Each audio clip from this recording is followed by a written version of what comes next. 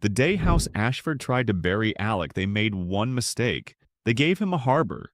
On paper, Greyharbor was a punishment, a dead port on the western coast half swallowed by salt wind, old debt, and buildings that leaned like tired beggars. The royal map still marked it with a proud little anchor symbol, but anyone who had actually been there knew the truth. The northern dock had collapsed years ago. The customs house had no roof. The warehouses were full of rats, mold, and unpaid tax notices. Even the lighthouse had stopped turning, which was impressive because it had only one job and still managed to give up. So when Lord Garin Ashford stood in the family judgment hall and announced that his second son would be entrusted with the coastal holding of Greyharbor, the nobles understood the sentence perfectly. House Ashford did not need a public punishment. They had something cleaner, a ruined port far enough away for the court to forget him, and damaged enough to make failure look natural. Alec Ashford did not kneel. That bothered his father more than the accusations ever had. Lord Garin sat beneath the black and gold banners of House Ashford, his silver beard trimmed like a blade, his hands folded over the exile decree. Beside him stood Cedric Ashford, the perfect heir dressed in velvet, dark enough to look humble and expensive enough to prove it was not. Cedric wore sympathy on his face the way a banker wears gloves. "You embarrass this house," Lord Garin said. Alec looked at the decree, then at the cracked wax seal pressed with the Ashford stag. "I corrected the grain ledgers." Cedric sighed softly, as if Alec had missed the point on purpose. "You accused 3 allied houses of hoarding winter grain before the council." "They were. You accused them without permission." Alec smiled a little at that. It was not warm. "Next time I expose famine pricing, I'll ask the thieves if the timing suits them." The hall went quiet in the way expensive rooms do when people are deciding how much honesty they can afford to hear. Lady Marwyn Ashford, Alec's stepmother, lowered her gaze with practiced sorrow. "Your tongue has always been too sharp, Alec. And somehow the ledgers still bled before I touched them." Cedric's expression tightened for one breath. Only one. He was good at controlling his face. Alec had learned that about his brother years ago, along with other useful facts like which servants Cedric bribed, which merchants he met after dusk, and which account books disappeared whenever famine relief was discussed. Lord Garin tapped the decree once. "Greyharbor will teach you restraint." Alec took the parchment before anyone could place it in his hands like charity. "Greyharbor will teach me what this family considers useless." That got a reaction from the clerk near the pillar. He looked down too fast because even a minor clerk understood numbers better than pride. A coastal port, even a broken one, was still a gate. Gates only looked worthless to people who never imagined someone else holding the key. Cedric stepped closer and lowered his voice.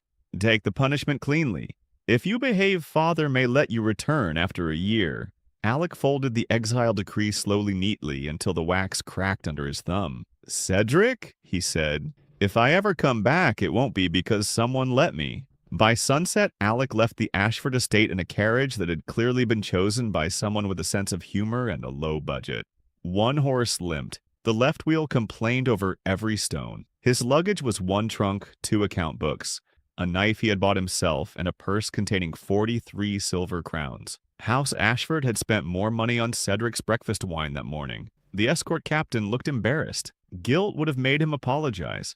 Embarrassment only made him avoid eye contact and hope nobody asked him to explain the job he accepted. 3 days later, Alec smelled Greyharbor before he saw it. Salt, rot, wet rope, dead fish, cold ash, the kind of smell that tells you a town has been losing arguments with the sea for a long time. The road dipped over a ridge and the port spread beneath him under a gray sky. Broken cranes stood along the water like gallows. Fishing huts clustered near the east pier patched with sailcloth and stolen shingles. A few boats rocked in the harbor, but they were small, tired things with patched hulls and crews who looked like they measured luck by whether the net came back heavier than the rope. Farther out, black rocks cut through the waves, and beyond them the western sea rolled dark and open. The escort captain cleared his throat. "Greyharbor, my lord." Alec stared. The captain mistook his silence for disappointment. "The holding has difficulties." Alec leaned out of the carriage window, watching the tide pull around the outer reef. Then he looked at the abandoned warehouses, the deep channel beyond the ruined dock, the hills sheltering the town from inland wind, and the old road crawling east toward the grain counties. He laughed once. The captain flinched. "My lord?" Alec opened his account book. "House Ashford really has no idea what it gave me." Greyharbor's official welcome committee consisted of one drunk guard, two goats blocking the road, and a woman with a ledger tucked under her arm standing in front of the customs house like she had personally decided the building would stay upright today. She had dark auburn hair tied back with a strip of blue cloth sleeves rolled to the elbows and the expression of someone who had already had 12 problems before breakfast. Her dress was plain but clean. Her boots were muddy. Her eyes moved over Alec's carriage, his trunk, the escort, the weak horse, and the Ashford crest, then settled on Alec with immediate suspicion. "You're late," she said. Alec stepped down. "I was exiled, not invited to tea. The tide does not care why nobles travel." She flipped open the ledger. "Name: Alec Ashford." "I know the name. I'm asking which version arrived." "Drunk? Cruel? Useless? Hiding debt? Hiding a mistress? Hiding from a duel?" The guard near the door muttered, "Leora." She ignored him. Alec looked at her ledger. The pages were packed with neat columns, crossed-out requests, delayed payments, unpaid wages, fish count, storm damage estimates, and dock repair notes written in 3 different inks. Someone here had been doing the work of 6 officials with the budget of a dead candle. "You're the harbor clerk," Alec said. "Acting harbor clerk, acting customs officer, acting wage recorder, acting tax collector when the real one is sober enough to remember taxes exist. My name is Leora Vane. Why acting? Because everyone official either left died, stole something, or joined the tax collector in drinking through the emergency fund." Alec glanced toward the customs house. Rainwater dripped through a hole in the roof into a bucket already full. "And you stayed?" Leora shut the ledger. Someone had to remember who was owed money. That was the first thing Alec liked about Greyharbor. The second was the tide chart nailed crookedly beside the door. He walked past Leora, past the drunk guard, and into the customs house. Inside, mold crawled along the walls. One table remained standing. 3 chairs had lost the will to continue. A faded harbor map hung behind the counter, the ink washed pale by damp air. Alec wiped dust off the map with his sleeve. He did not look at the town first. He looked at the sea lanes. Leora followed, already irritated. "My lord, before you start making declarations, you should know the port treasury has 19 copper marks, 2 silver half-crowns, and 1 foreign coin. Nobody will accept because it has a fish with a crown on it. Debts? Depends how honest you want the answer."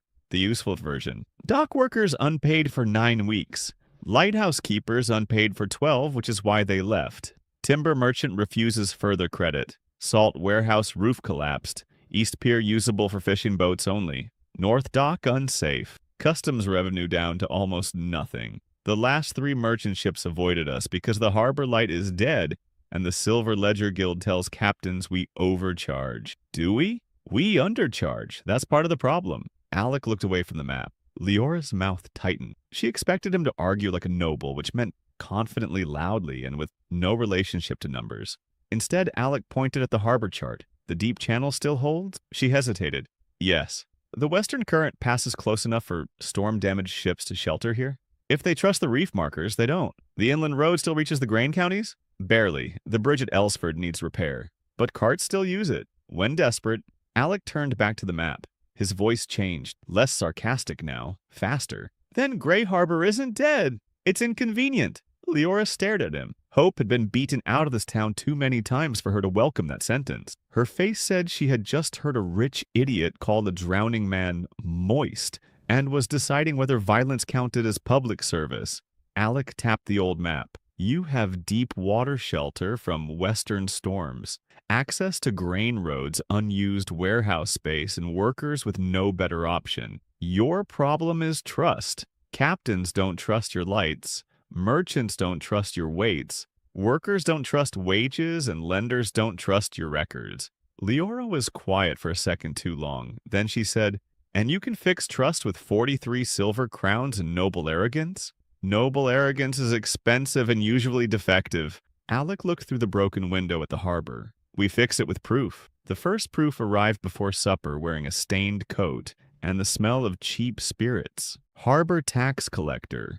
Brennick Vale stumbled into the customs house with 2 men behind him and a brass chain over his belly that probably looked official if viewed from far away in fog by someone with poor judgment. He had a round red face, soft hands, and the confidence of a man who had survived by making himself too annoying to remove. "My Lord Ashford," Brennick said, giving a bow that nearly became a fall. Welcome, welcome.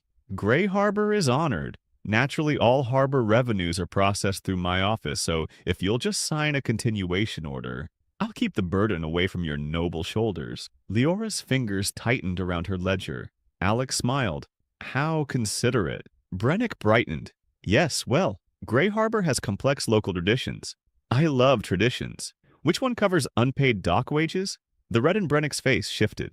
My lord, these things are delicate. Fisherfolk exaggerate. Workers complain. Records are damaged by weather. Leora placed a stack of papers on the table. I copied them before the weather learned fraud. Alec nearly laughed. He managed not to because Brennick looked ready to faint from the personal betrayal of competent paperwork. Brennick pointed at her. That woman is only an acting clerk. Good, Alec said. Then officially appointing her should be easy. The room changed. The drunk guard at the door stood straighter. One of Brennick's men looked at the floor. Leora did not smile. That made Alec trust her more. Brennick tried to recover. My lord, with respect, harbor appointments require review. By the port lord. Yes, but as you are newly arrived, as of this morning, I am the legal port lord of Greyharbor. As of this sentence, Leora Vane is harbor clerk customs recorder and acting treasurer until I find someone better. If that day comes, I'll be as surprised as she is. Leora gave him a flat look. I am not thanking you until I see wages. Fair. Brennick's smile had become damp. My lord, perhaps we should discuss this privately. We are discussing it publicly because public theft is more efficient that way. Alec opened one of Leora's copied ledgers. He had spent his childhood around noble accounts, which meant he knew the shape of theft, even before reading the numbers. Honest ledgers were boring. Fraud had rhythm, repeated rounding, missing signatures, delayed entries, fees named after Weather Rope Candles Harbor, dust administrative inconvenience. Brennick had charged dead ships inspection fees. He had collected storm maintenance during months without storms. He had deducted worker wages for tools the workers never received. Alec turned one page, then another. Brennicking my lord. I'm going to say something generous. You are either a thief or the least lucky accountant alive. The tax collector stiffened. You insult a royal appointee. I'm correcting a port leak. My authority comes from the crown. Your salary comes from Greyharbor. Until a royal review, you cannot remove me. That part was true. Leora's face confirmed it before Alec answered. Brennick still had official protection. Removing him outright would create a legal problem Cedric could use. A messy conflict in the first hour would make Alec look unstable, which was exactly what his family wanted. So Alec changed the target. I won't remove you, Alec said. Brennick exhaled too early. I'll remove the money. The tax collector blinked. What? All customs payments, docking fees, storage fees, and port penalties will be recorded by Clerk Vane and held in a locked harbor chest with 3 keys. 1 key with me, 1 with Clerk Vane, 1 with Dockmaster Rowan Brack if he's still alive. The drunk guard said, barely. Good enough. Brennicking, you may continue wearing your chain and frightening furniture. Your office will receive copies. Brennick stared at him as the meaning settled in. Alec had not fired him. He had turned him into decoration. That is illegal, Brennick said. No, it's inconvenient. You seem to confuse those often. The first real fight in Greyharbor involved a chest, not swords. By dusk, Alec had sent the guard to drag Dockmaster Rowan Brack from the East Pier. Rowan arrived with a limp one, cloudy eye shoulders like old rope, and the general warmth of a storm warning. He listened while Alec explained the 3-key system, then spat into the rain bucket. About time. Leora looked at him. That's your full opinion? My full opinion has more swearing. Alec handed Rowan the 3rd key. Can you gather the dock crews by morning? For wages? For wages, repairs, and a rule change. How much coin do you have? 43 silver crowns. Rowan barked out a laugh. That'll pay for Hope, maybe. Hope works one afternoon if you water it with lies. Alec liked him too. I don't need them to believe in me, Alec said. I need them to believe the first payment clears. Leora frowned. Payment for what? Alec pointed toward the warehouses. Inventory. The next morning, Greyharbor learned that its new lord was either clever mad or too sleep-deprived to know the difference. Alec stood on a broken crate in the fish square with Lyra beside him, Rowan behind him, and about 60 dockworkers, fishers, widows, boys, debtors, and curious drunkards gathered in the rain. Brennick watched from under an awning, trying to look powerful while avoiding mud. Alec did not give a noble speech. Nobody in Greyharbor had the patience for that. Hungry people do not want poetry. They want terms. 3 days of paid work, Alec called. Cash at sunset. Crews will clear. Warehouse 1 repair the south doors, dry the grain floor, and mark usable storage space. Carpenters get double if they bring their own tools. Anyone caught stealing from another worker loses pay and gets handed to Rowan. Rowan lifted one heavy hand. I'm tired and creative. That helped. A few workers laughed, but not because they trusted Alec. They laughed because Rowan sounded like a man who could make a thief regret having wrists. A fisherman near the front called, "Paid from what treasury?" Alec held up his purse. Mine. That caused real movement. Poor people hear promises every day. Coin has a different language. Leora stepped forward with the ledger. Names will be recorded before work. Payment witnessed. Deductions require written cause. An older woman with a fish knife at her belt narrowed her eyes. And after 3 days? After 3 days, Alec said, the warehouse earns its own wage. Nobody understood yet. That was fine. Trade always looked like nonsense until the first invoice cleared. By noon, Warehouse 1 looked worse before it looked better. Workers dragged out rotten crates, torn nets, broken barrels, and one skeleton of a goat that had apparently chosen poor real estate. Rowan divided crews without wasting words. Leora recorded names, hours, tools, injuries, and salvage. Alec walked through the warehouse with a charcoal stick marking walls, measuring floor space, checking roof beams, and asking questions that made old sailors slowly stop treating him like furniture. How high did floodwater reach last winter? Which wall dries first after rain? Where do rats come in? What cargo spoiled here last? How many barrels can 2 men roll from dock to door in 1 hour? The workers expected orders. Alec wanted numbers. By late afternoon, the first argument broke out. A young dockhand named Taven accused another worker of hiding copper nails from a broken crate. Rowan started toward them, but Alec stopped him. Price the nails, Alec told Leora. She looked up. What? Price them. They're bent. Bent copper still sells. Leora weighed the nails in her hand. Maybe 4 copper marks. Alec turned to the dockhand holding them. You just risked 3 days of paid work for 4 copper marks. That's not greed. That's bad math. The boy flushed. My sister needs medicine. Alec studied him for a moment. The easy, noble answer would have been punishment, public discipline, set a tone, make the workers fear him. Fear was cheap. He needed reliability. Name? Taven. Leora marked Taven for half pay today. The other half goes to a medicine note redeemable through the harbor chest. If he steals again, Rowan gets him. Rowan cracked his knuckles without enthusiasm. The boy looked confused, which was better than defiant.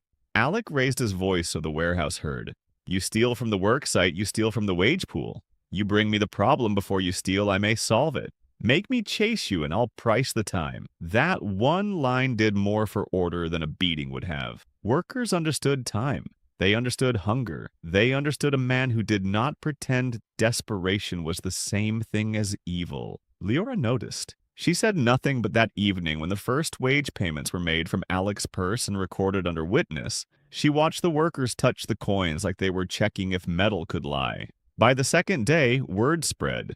By the third day, Alec had 3 warehouses measured, 1 usable, 1 repairable, and 1 so rotten Rowan suggested burning it before it developed opinions. The south door of Warehouse 1 could lock. The floor had dry sections marked in chalk. The roof still leaked, but only in predictable places. Predictable problems were nearly civilized. Then Alec made his first real move. He posted a sign at the fish square handwritten by Lyra in clean block letters. Greyharbor Safe Storage. First 7 days half rate. Weights recorded by clerk. Cargo sealed under 3 key chests. Damage claims witnessed. Night watch included. The fisher stared at it.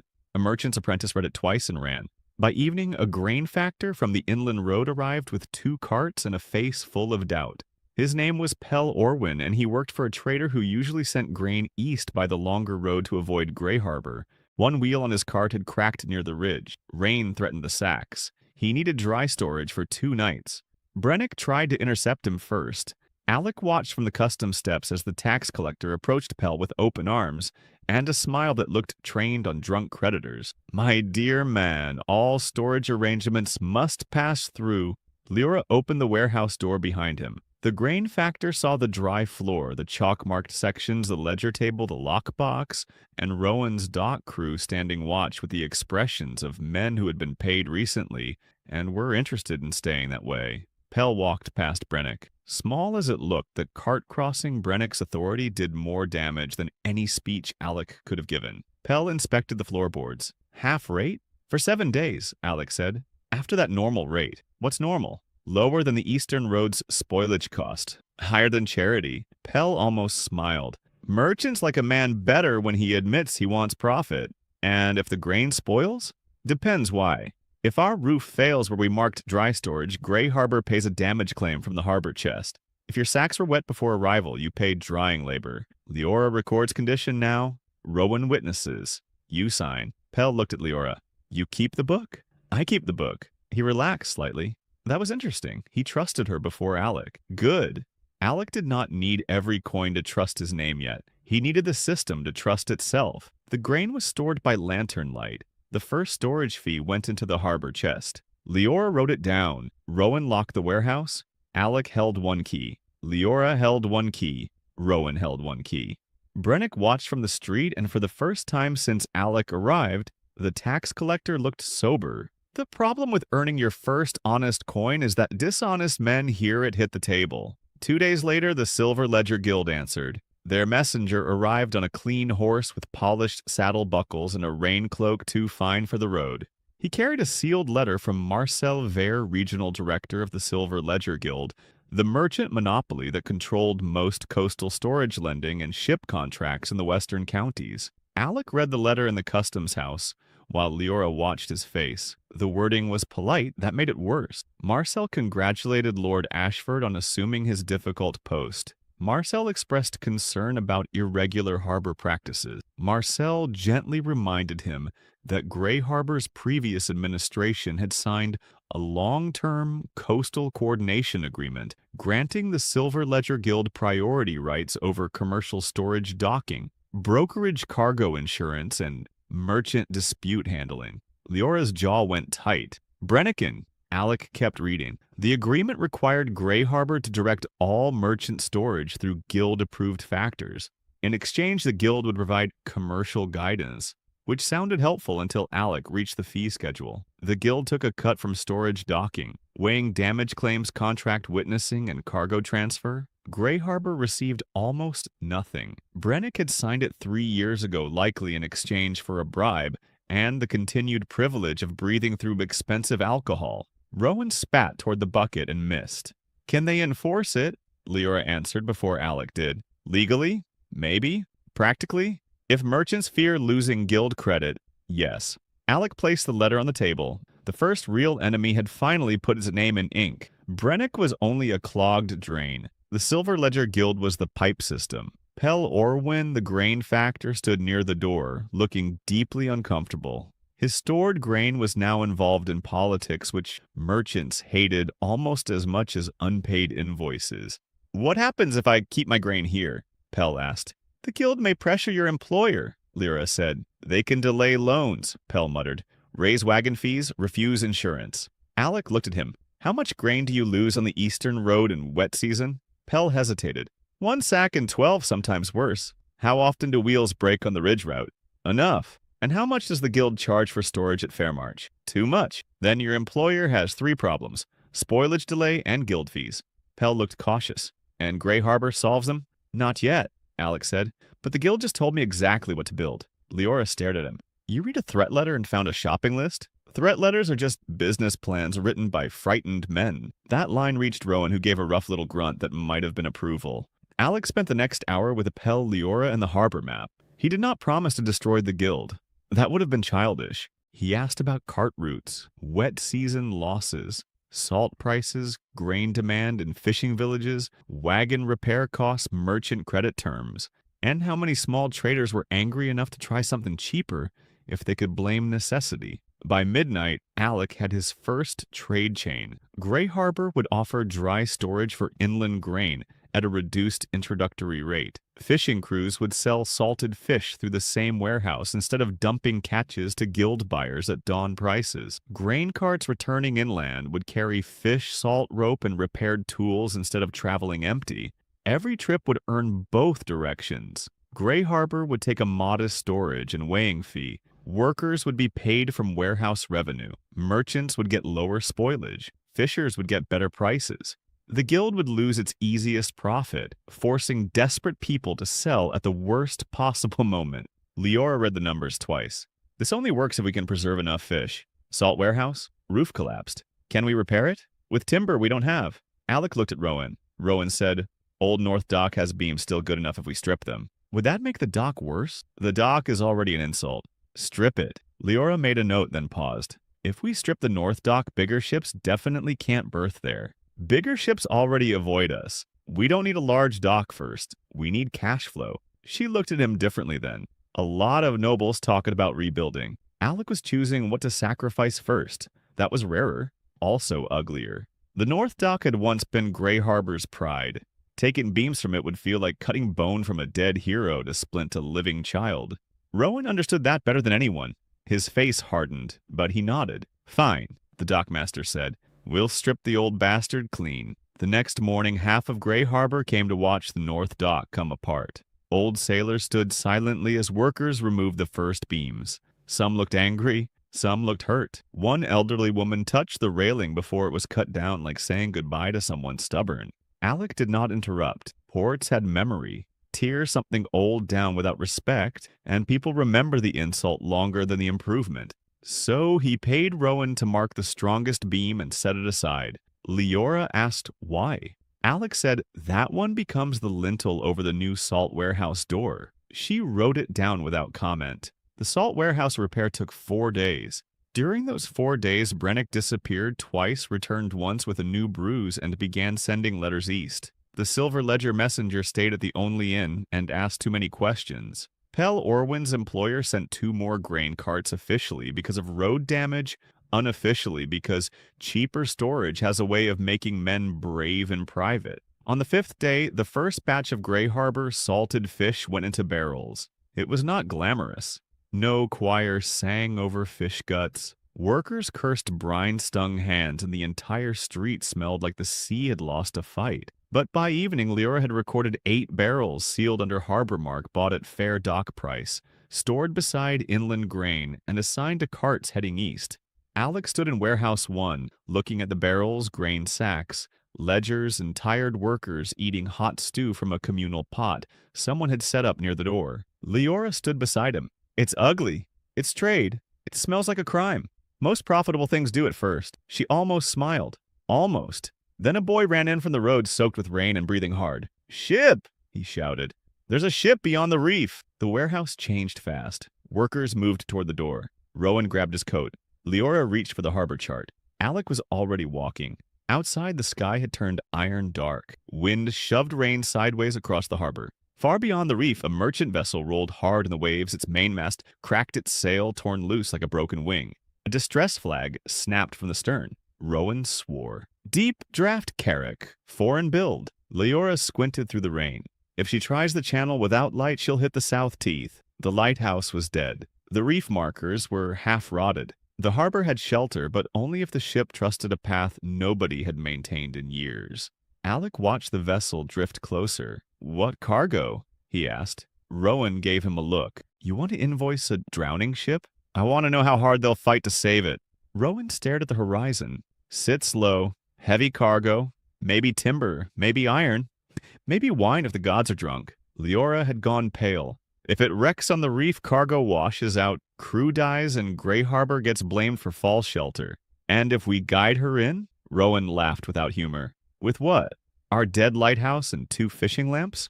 Alec turned. There are moments when leadership is mostly choosing which impossible problem gets solved first. Greyharbor had no lighthouse, no proper pilot boat, no signal tower, no rescue budget, and no time. What it had was fishers who knew the reef dry rope from Warehouse 1 oil lamps, old mirror plates from the customs house, and workers who had been paid enough to show up when called. Leora?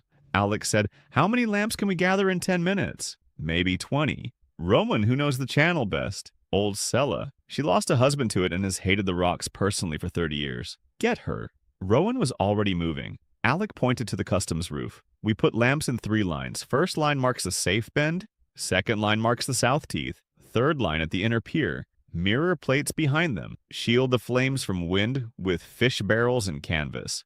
Leora's mind caught up fast. "That won't look like a lighthouse."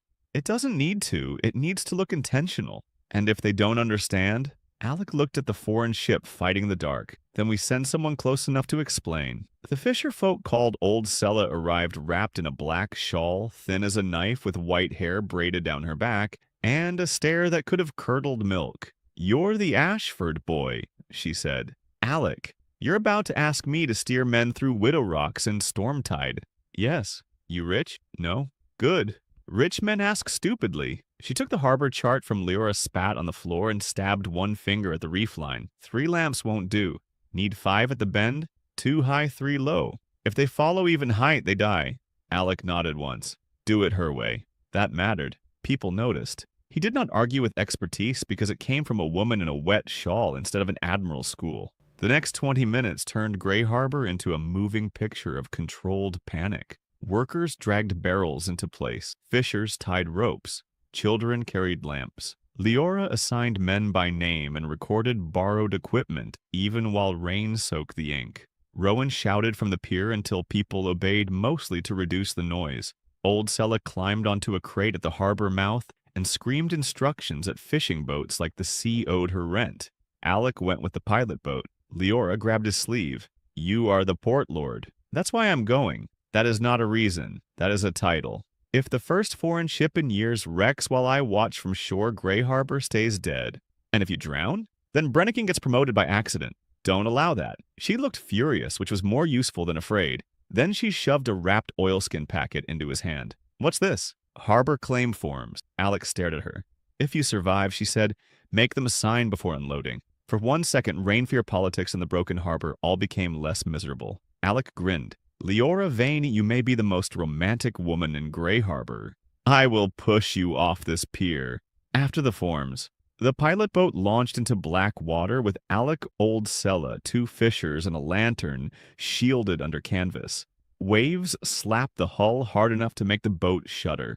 The foreign carrack loomed ahead, huge, and wounded its crew, shouting in a language Alec did not know. Old Sella did not need the language. She understood panic tide and bad steering. She stood in the boat like a curse with elbows and screamed, "Left, you blind oxen! Left! If you love your mothers, left!" The foreign crew did not understand the words, but they understood the lantern, the boat angle, and the reef exploding white where waves struck stone. Alec lifted a board painted with a crude arrow, and the harbor mark Leora had drawn 10 minutes earlier. One of the foreign sailors pointed. The carrack shifted slow and heavy, following the pilot boat toward the lamp lines. On shore, Greyharbor held its breath in pieces. The workers by the pier stopped pretending they were only curious. Pell Orwin stood beside his grain carts, calculating silently because a foreign carrack meant cargo. Cargo meant storage, and storage meant the guild's letter had arrived too late to stop the smell of money. Brennick watched from the customs house, rain running down his face. He did not look angry now. He looked like a man seeing his replacement built out of lamps rope and unpaid consequences. The carrack scraped once near the bend. The sound carried across the water a deep wooden groan that made Rowan's jaw lock. Old Sella raised her lantern and screamed again. The pilot boat swung hard. The carrack followed, missed the south teeth by less than a boat length, and slid into the inner harbor under torn sail and frantic hands. When the anchor dropped, the sound rolled through Greyharbor like a bell. People held back their cheers. Practical towns count survivors before celebrating. A rope ladder fell. A foreign captain climbed down to the lower rail, soaked broad-shouldered with a bloodied bandage around his head and a gold-trimmed coat ruined by salt. His common tongue was rough but clear. "Who commands this harbor?" Alec stood in the pilot boat rain, running from his hair into his collar, one hand gripping the mast rope. "I do." The captain looked from him to the broken port, the dead lighthouse, the lamp lines, the workers, the patched warehouses, and the old woman still insulting the reef behind him. You saved my ship with fish lamps. Greyharbor is currently between lighthouses. The captain gave a short laugh, then winced from the bandage. Captain Edric Mail of the Dawnmere out of Velrose, cargo under seal, iron tools, wool cloth, lamp oil, glassware, and 2 chests of southern spice. Leora on the pier went very still. Pel Orwin stopped calculating for half a second, then started again much faster. Even Rowan looked at Alec now. 2 chests of southern spice could pay Greyharbor's wages for months if handled right. Iron tools could rebuild half the dock. Lamp oil could relight the harbor. Glassware could bring nobles sniffing after luxury trade. More important than any cargo, though, was the ship itself. A foreign captain had entered Greyharbor alive under Alec's improvised signal system. That was proof. Wet, exhausted, ugly proof. Alec climbed onto the pier as the foreign captain came down. Captain Mile held out his hand. Name your salvage fee. Brennick pushed forward before Alec could answer. As royal tax collector, I must oversee... Rowan stepped in front of him. He did not touch him. He did not need to. Alec took the captain's hand. Greyharbor waives immediate salvage claim, Alec said. Leora's head snapped toward him. Captain Mile narrowed his eyes. That is generous. It's expensive in a different direction. Greyharbor waives immediate salvage claim in exchange for 3 things. First, paid unloading and repair work for local crews at recorded wages. Second, your cargo stores in our warehouse under standard fee after inspection. Third, when you leave, you carry a signed notice to every captain in Velrose saying Greyharbor's channel can be entered safely under harbor pilot. Captain Miles studied him. The silence had weight. The captain was not confused. He was measuring the deal's hidden teeth. You want reputation more than coin, Miles said. I want coin that returns. The captain smiled. Marcel Vere of the Silver Ledger Guild had sent a threat letter. Alec was about to answer with a foreign ship. They unloaded through the night. Alec did not sleep. Neither did Leora. Rowan organized crews in shifts.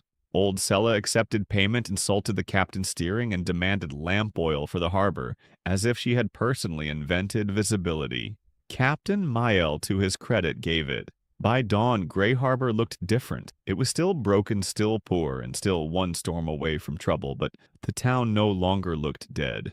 Iron tools lined one wall of Warehouse 1 under guard. Lamp oil barrels stood near the customs house. Wool cloth hung drying from ropes. The foreign spice chest sat beneath 3 locks while Leora recorded their seal marks with the focus of a priest handling relics. Workers who had spent months begging for wages now carried cargo from an international ship and argued about overtime rates.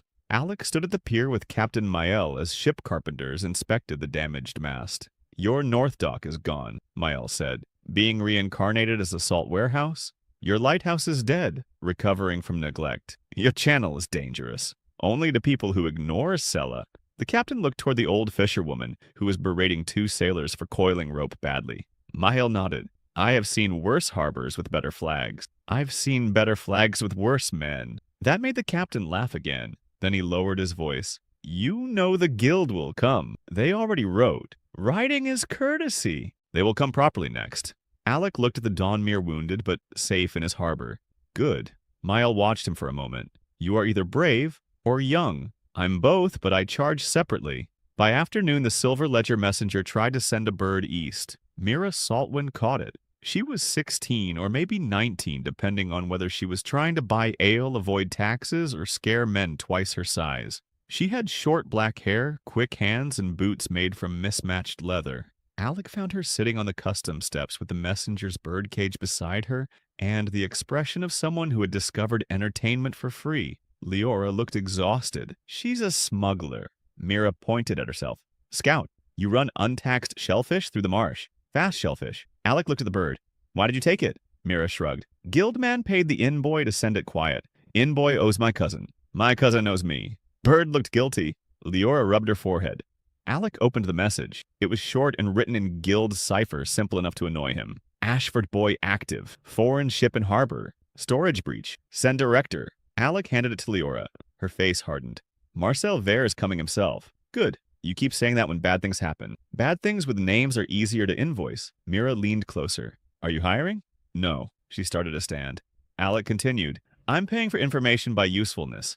That way, I don't have to trust you and you don't have to pretend you're respectable. Mira sat back down. I like him. Leora said, that makes one of us. But she did not throw Mira out. The next 2 days moved too fast for Greyharbor to return to despair. The Dawnmere's cargo filled Warehouse 1 and half of Warehouse 2. Alec used Captain Miles' lamp oil to relight temporary harbor markers at night. He traded a reduced storage fee for iron tools at cost. He paid workers again, this time from harbor income instead of his purse. He had Leora create 3 separate ledgers, harbor revenue worker wages and cargo liability. Then he made her read them publicly at the fish square. That last part mattered more than people expected. Most towns heard numbers only when tax collectors demanded them. Alec made the port's income visible. Storage fees collected, wages paid, repair costs reserved, debt owed, coin remaining. It was not charity. It was trust with ink on it. The workers listened differently. The fishers asked sharper questions. Pell Orwin requested a copy of the storage rates. Captain Miles signed the harbor pilot notice and added his seal. Rowan inspected the old lighthouse foundation and declared it less dead than Brenneking's dignity. By the 4th morning after the rescue, 3 new carts arrived from inland. By noon, 2 fishing crews asked to sell through the harbor warehouse instead of to guild buyers. By evening, the inn ran out of cheap stew. Greyharbor's recovery was still fragile. Alec knew that better than anyone. One storm could damage the temporary lamps. One forged royal order could freeze the harbor chest. One guild-backed lender could threaten Pell's employer. One hired knife could remove Leora, and half the system would limp. Fast progress creates fast enemies. Every coin now moving through Greyharbor was a coin someone else expected to own. Marcel Vere arrived on the 5th day. He did not come with soldiers. That would have been crude. He came with 6 clerks, 2 contract witnesses, a legal advocate, and a carriage polished so clean it made Greyharbor look even poorer around it. Marcel was younger than Alec expected, maybe 35, with pale blonde hair tied at the nape-gray gloves, and a face built for polite disappointment. He stepped into the fish square as workers unloaded Dawnmere cargo behind him. He did not stare at the mess. He stared at the ledger table. Smart man. Alec Ashford, Marcel said, inclining his head. I had hoped to meet under calmer commercial conditions. Alec stood beside Leora at the customs steps. Greyharbor doesn't currently stock those. Marcel smiled as if he had been handed a mild joke by a child. I admire energy in a young lord. It becomes dangerous only when unguided. Then let's hope I stay poorly supervised. Leora's pen paused for a fraction of a second. Rowan coughed into his fist, which might have been hiding a laugh. Marcel's gaze moved to the workers, the foreign cargo, the repaired warehouse doors, the temporary lamps, the posted rates, and finally the harbor chest. You are operating commercial storage in violation of the Coastal Coordination Agreement. Brenneking signed that agreement as the recognized tax authority. For personal gain? Marcel looked gently wounded. That is a serious allegation. It's also a simple one. Marcel's tone cooled slightly. Lord Ashford, the guild does not wish to quarrel with you. Greyharbor is unstable. You lack capital legal experience, merchant credit shipping networks, cargo insurance, and defensive capacity. We have all of those. Let us absorb the current irregularities.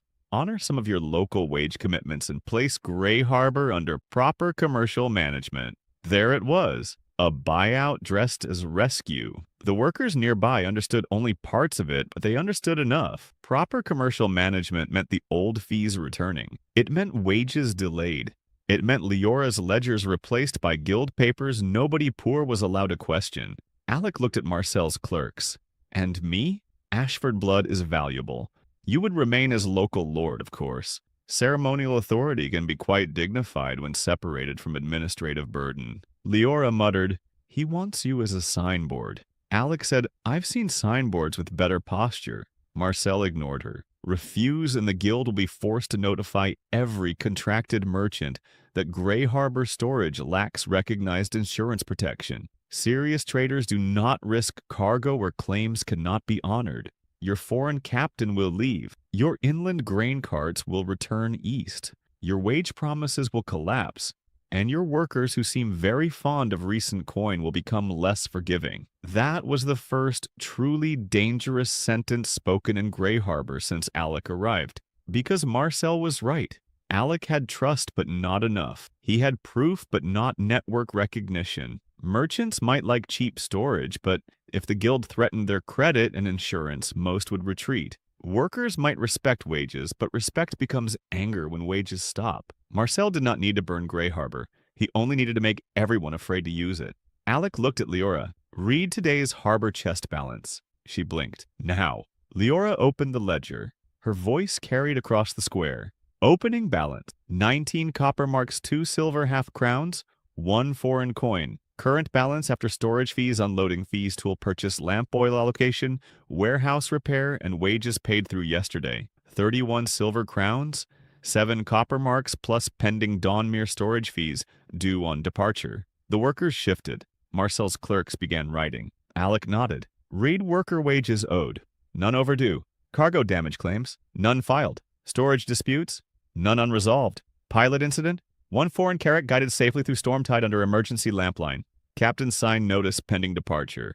Alec turned to Marcel. "Greyharbor may lack recognized guild insurance, but in 5 days we have paid every worker on time-stored grain, without spoilage preserved fish for inland sale, rescued a foreign ship, and created accurate public records. Your recognized system gave us Brennicking." Brennick, unfortunately present, tried to become smaller behind a post. Marcel's smile did not break, but it stopped reaching even the surface of his eyes. "You have built a charming local experiment," he said. "Do not mistake it for a market." Alec stepped down from the custom steps. "I agree." That answer confused him. Alec continued. "A market requires repeatable trust. So today Greyharbor is creating a harbor bond." Leora looked at him sharply. Alec. He had not told her this part, mostly because she would have called it reckless and she would have been annoyingly correct. Alec raised his voice. "Any merchant storing cargo in Greyharbor may purchase a harbor bond equal to a portion of declared cargo value. If Greyharbor fails in recorded storage duty, the bond pays first from the harbor chest, then from port revenues, then from my personal lordship claim." Marcel stared at him now without pretending otherwise. Leora leaned close. "Your personal claim means future tax rights." "Yes. If there's a major loss, you could lose the port before it grows. Then we avoid major losses. That is not accounting. That is flirting with a cliff. Put it in the ledger nicely." She looked like she might stab him with the pen. Pell Orwin stepped out from beside his carts. His face had gone pale in the calculating way merchants get when risk turns into opportunity. "What premium?" Pell asked. Alec answered immediately. 2% declared value for dry goods stored under seal. Higher for fragile cargo. Inspection required before acceptance. Fraud voids claim. Leora writes the condition. Rowan witnesses seal. Harbor chest records reserve. Captain Miles, standing near the pier with his bandaged head and foreign coat, rubbed his beard. "If your port burns, then I am ruined. And if my cargo is safe, then you leave with proof Greyharbor protects cargo without guild permission." Marcel said softly. "You are offering insurance without capital. I'm offering accountability with collateral. The guild sells protection no poor trader can challenge. I'm making the port liable in public." One of Marcel's clerks stopped writing for half a breath. That tiny pause told Alec the idea had landed where it needed to. Clerks understand systems before lords do. The harbor bond was dangerous, yes, but it did something the guild hated. It turned trust into a local product. Pell Orwin spoke first. "I'll buy bond protection for the grain." Marcel turned his head slowly. "Your employer may not approve." Pell swallowed. He was not brave by nature. His hands gave that away. But he had grain already stored lower cost in front of him, and a route that could save money all season. "My employer told me to reduce spoilage," Pell said. "I'm reducing it." Captain Mayle smiled. "Dawnmere will purchase bond protection for the spice chests." The square changed again. Merchants do not need crowds to start a revolution. Sometimes 2 signatures are enough to frighten the right people. Marcel looked at Alec for a long moment. Then he gave a small bow. "Very well. Let us see how long your courage survives arithmetic." Alec returned the bow. "Bring better arithmetic." Marcel left without raising his voice. That was how Alec knew the war had actually started. That night Greyharbor celebrated carefully. Workers drank watered ale because nobody wanted to waste coin yet. Fishers argued about lamp positions. Rowan fell asleep sitting upright outside the warehouse with one hand on his key. Leora remained in the customs house copying the first harbor bonds by candlelight. Alec found her there near midnight. "You should sleep," he said. "So should reckless nobles who gamble ports they have owned for less than a week." Owned is a strong word. Greyharbor and I are still negotiating. She did not laugh. Her pen scratched across the page. After a while, she said, "You understand what you did today? I annoyed a polite predator. You pledged the port's future revenue against cargo claims. If Marcel can create one disaster large enough, the bonds become a knife. I know. He will try. I know." She finally looked up. "Then why do it?" Alec leaned against the table. Outside through the broken window, workers were hanging one of the temporary harbor lamps from a repaired post. The flame shook in the wind, small but stubborn. Because poor towns are always told to wait until they're trustworthy before anyone trusts them. That's a trap. Trust doesn't arrive as charity. Someone has to risk collateral first. Leora studied him in the candlelight. "And that someone is you? For now, she repeated quieter. It was the closest she had come to admitting the plan made sense. Then she pulled a folded paper from beneath the ledger and slid it toward him. "What's this?" "Brenneking's outgoing letters from the past week. Mira stole copies." "Scout," came Mira's voice from the window. Leora did not look up. "Pest." Mira climbed halfway through the window and perched there like a criminal cat. "Useful pest." Alec opened the letters. The first two went to minor officials complaining about irregular harbor management. Expected. The third went to Cedric Ashford. Alec read it once, then again. Leora noticed his face before Mira did. "What does it say?" Alec placed the letter on the table. Brenneking had reported that Alec was active gathering workers, bypassing old fee channels and interfering with the Silver Ledger Guild. He had also requested confirmation on the prior arrangement and asked whether House Ashford still intended for Greyharbor's charter to be revoked after administrative failure. Leora's expression hardened. "Prior arrangement?" Mira's grin faded. "That sounds ugly." Alec was silent. The exile suddenly had a shape behind it. Greyharbor had not merely been neglected. Someone had expected it to fail on schedule. If Alec collapsed under debt mismanagement or guild pressure, House Ashford could petition the crown to revoke the port charter and transfer the coastal rights. To whom? Maybe the Silver Ledger Guild. Maybe a Cedric-backed company. Maybe House Ashford itself under a cleaner title. His father had called Greyharbor a lesson. Cedric had called it a chance to return. Neither had mentioned they were sending him into a grave they had already measured. Leora spoke carefully. "Alec." He folded the letter along its existing crease. Alec did not break a cup or waste breath on a grand promise. He pressed the paper flat with 2 fingers and looked at the harbor map on the wall. "The Dawnmere leaves in 2 days," he said. Mira blinked. "That's what you got from that?" Alec tapped the western sea route. "Captain Mael came from Velros carrying spice, glassware, iron tools, and lamp oil. He was damaged by Stormknot pirates. His route passes near us because Greyharbor sits closer to the western current than Fairmarch or Redcairn. If we secure pilotage storage and repairs, foreign ships can cut 3 days from their route." Leora stared at him. Then she understood. "You're not going to defend Greyharbor from the revocation claim." "No." Mira tilted her head. "You're not." Alec's smile returned, but there was nothing playful in it now. "I'm going to make the charter too valuable to revoke." By morning, Alec had the next move ready. Captain Mael expected a departure notice. Instead, Alec brought him a proposal. Discounted repairs and storage for the Dawnmere in exchange for carrying 3 Greyharbor trade notices to Valeros, 1 to the southern wool houses, and 1 to the independent captains who hated Silver Ledger docking fees. He also requested something stranger, a list of cargo that foreign ships often carried unsold because inland distribution was too expensive after landing. Captain Mael read the proposal while ship carpenters worked behind him. "You think like a merchant," Mael said. "I think like a man with enemies and no army. Trade notices are easy. Lists are valuable. I'll pay. You cannot afford my best information." Alec nodded toward the pier where workers were loading repaired crates under Leora's supervision. "Then sell me your second best information. Most men overpay for secrets and underpay for habits. I want habits." Mael considered that, then laughed under his breath. "Fine. Habits, then." By afternoon, Alec knew foreign ships often carried surplus lamp oil iron nails, rough glass dyed cloth, and southern spices that inland nobles wanted, but regional guilds overpriced. He also learned that Velros captains hated waiting at Fairmarch because the guild held cargo inspections for days to force storage fees. Greyharbor could not compete with Fairmarch's size. It could compete with speed. That became Alec's first true positioning. Greyharbor would be the fast harbor, safe entry, honest waits, public ledgers, paid crews, quick unloading, dry storage, repair access, lower delay, pilot-guided channel, harbor bonds. It was not the richest offer. It was the clearest. And in trade, clarity is a weapon. On the second evening, just before the Dawnmere was set to depart, Alec gathered the workers, fishers, cart drivers, and foreign crew near the repaired warehouse. The old north dock beam had been set over the salt warehouse door, its weathered wood carved with a simple line: wages, first records always. Leora had objected to the wording for being too blunt. Rowan liked it because it sounded like a threat with paperwork. Alec stood beneath that beam and watched Greyharbor's people gather in the lantern glow.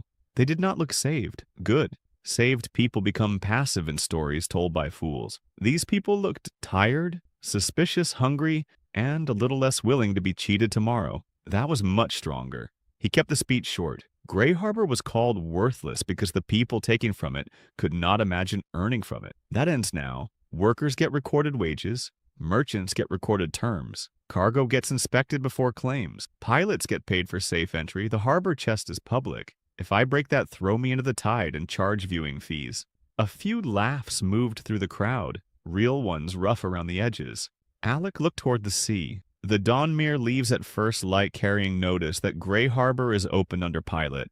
Marcel Vere will answer. House Ashford may answer. Some of you will be threatened. Some of you will be offered money to lie. Some of you will consider taking it because hunger has made better people do worse. That quieted them. He did not soften the next part. If you betray the harbor, do it for a price high enough to leave forever. If you stay work clean, we are not rich enough for corruption yet, Rowan snorted. Put that on the second beam. Leora, despite herself, smiled down at the ledger. Then the bell rang from the outer pier. Once, twice, harder the third time. The crowd turned toward the water. A fishing boat was coming in fast under moonlight, one sail. Torn, two men rowing like debt collectors were behind them. Mira moved first, slipping through the crowd and down the steps. Rowan followed with a lantern. Alec reached the pier as the boat scraped in. The man inside was bleeding from his scalp, but he shoved Rowan away when the dockmaster tried to help. Black sails, he gasped. 3 ships passed Gullbone Rock. The harbor went still in separate ways. Workers stopped breathing through their mouths. Fishers looked to the west. Captain Miel's foreign crew began checking lines. Leora closed the ledger slowly. Alec crouched in front of the injured fisherman. Pirates? The man swallowed. Black Gull Fleet. Rowan's face changed. That name had weight in Greyharbor. The Black Gull Fleet was not a tavern rumor or a few starving raiders in patched boats. They were privateers when nobles paid them pirates when nobody watched, and murderers when profit required fewer witnesses. They controlled the broken coves north of the reef and had avoided Greyharbor only because there had been nothing left worth taking. Now there was foreign cargo, lamp, oil, iron tools, spice grain wages in the harbor chest, and a port reckless enough to reopen without permission. Captain Mull stepped beside Alec, his voice low. If they saw my mast, they know I'm damaged. Leora looked at Alec. The Dawnmere can't outrun them. Rowan gripped his key so hard the metal bit into his palm. And Greyharbor has no warships. Alec did not argue. He walked to the edge of the pier and looked out toward the Black Sea. Behind him, the new warehouse lamps burned in uneven lines. Workers waited for orders. The foreign ship sat wounded in the harbor. The first real cargo Greyharbor had seen in years was stacked behind doors that suddenly felt very thin. Marcel Vere had threatened the market.